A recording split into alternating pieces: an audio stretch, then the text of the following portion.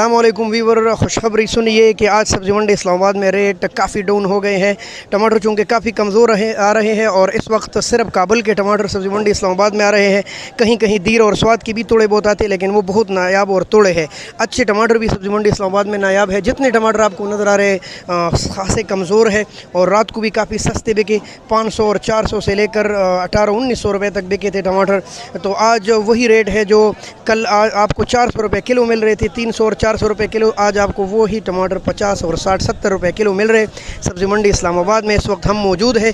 आइए और टमाटर ख़रीदिए। भाई है टमाटर के ऊपर खासे ज़्यादा लोग धड़ाधड़ ले रहे हैं, क्योंकि कई दिन लोग ख़रीद नहीं रहे थे। और ये देखें आप किस तरह दड़ी है भाई, 200 रुपये। हाँ जी, ये 200 रुपये दड़ी है और 40 रुपये किलो है। ये वही टमाटर है जो कल 300 रुपये किलो आपको मिल रहे थे।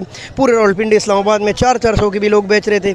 आज सस्ते हैं वही टमाटर और मंडी का ये रेट है। अब दुकानों में क्या रेट चल रहे हैं उसका कोई अंदाज़ा नहीं है, लेकिन मंडी में काफ़ी सस्ते हैं टमाटर।